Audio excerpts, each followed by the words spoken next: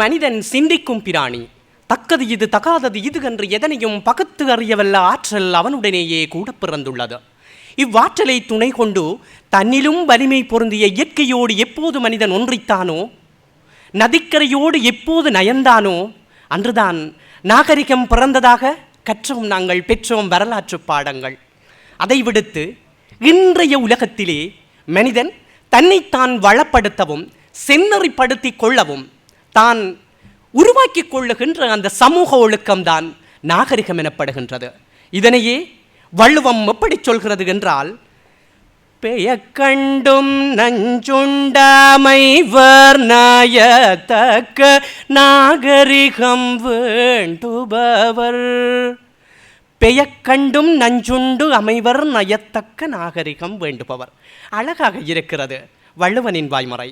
ஒரு சபையிலே எங்களோடு அந்நியோன்யமாக பழகியவன் யாராக இருந்தாலும் அவன் நஞ்சு கொடுத்தாலும் அருந்த தயாராக இருக்க வேண்டும். பாருங்கள், ஆக மனிதன் தன்னுடைய மனித குணத்தில் மனிதம் என்கின்ற மாண்பு மிக பெரியதொரு பொக்கிஷத்தை எப்போது பெற்றுக்கொள்கின்றானோ அப்போதே அவன் நாகரிகத்தை கற்றுக்கொள்கின்றான்.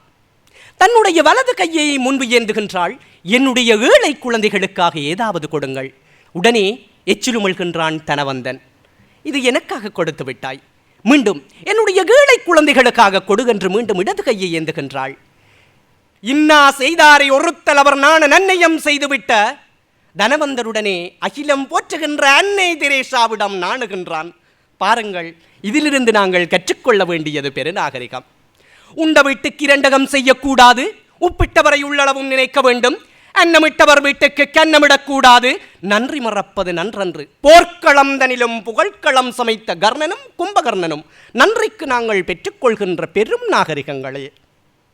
நாடிழந்து நகரிழந்து கட்டிய மனை இழந்து கடைசியிலே திரௌபதி மானவங்க படுத்தப்பட்ட வேளை கூட பொறுமை சாதித்த தர்ம மகாராஜாவிடமிருந்து நாங்கள் பெற்றுக்கொள்ள வேண்டியது பெரும் நாகரிகம்.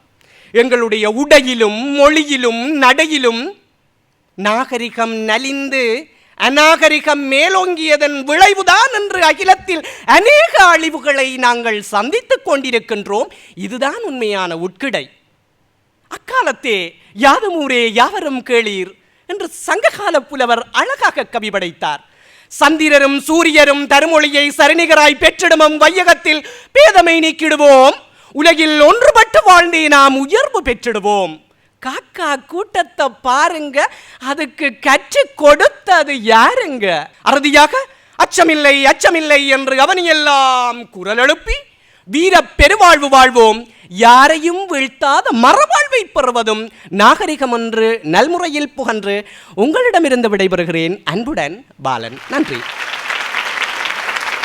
சுதாகர பாலன் அவர்களே, உங்களுடைய உரையை மிக சிறப்பாக எடுத்து கூறினீர்கள். நாகரிகம், நமது தமிழர்கள் நாகரிகம் என்பது உலகம் அறிந்தது. யாதும் ஊரே யாவரும் கேளீர். அதில் எல்லா விதமான செய்திகளும் நாம் உள்ளடக்கலாம். உங்களுடைய செய்தியில் குறிப்பிட தகுந்தது, பாராட்ட தகுந்தது தனி மனித ஒழுக்கத்தை பற்றி பேசணும் நம்ம. ஆனால் நீங்கள் சமூக ஒழுக்கங்கிறது தேவைங்கிறத ரொம்ப அழகாக சொல்லியிருக்கிறீங்க.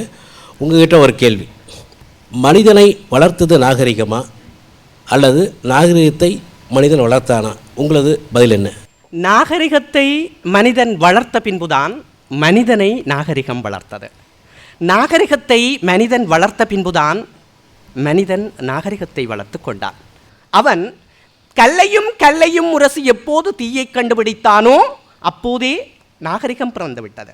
நாகரிகத்தை கற்றுக்கொண்ட மனிதன் நிர்வாணமாக இருந்தவன் மரப்பட்டையையும் மரக்கிளைகளையும் அணிய ஆரம்பித்தான்.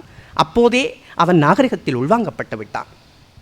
வேட்டையாடிய மனிதன் அதனை உணவுகளை தீயிலே வேக வைத்தும் உண்ணலாம் என்று பெற்றுக்கொண்ட படிப்பினை நாகரிகத்துக்கு அடிப்படையாகியது. ஆக இன்றைய காலகட்டத்தில் நாகரிகத்தையும் மனிதன் தோற்றுவித்தான், மனிதனை இன்று நாகரிகம் தோற்றுவித்தது. ஆகவே எப்பொழுதும் நாகரிகம் தோற்கக்கூடாது என்று கூறிக்கொள்கின்றேன். நல்ல ஓமைகளோடு நல்ல விளக்கங்களை கொடுத்தீங்க. அதாவது தனி மனித நாகரிகங்கிறது சிறந்தது, தனி மனிதர் சிறந்து இருந்தாங்கன்னா அந்த நாடு சிறந்திருக்கும் அப்படிங்கிற கருத்தை வலியுறுத்தி இருக்கிறீங்க. நன்றி. நன்றி ஐயா.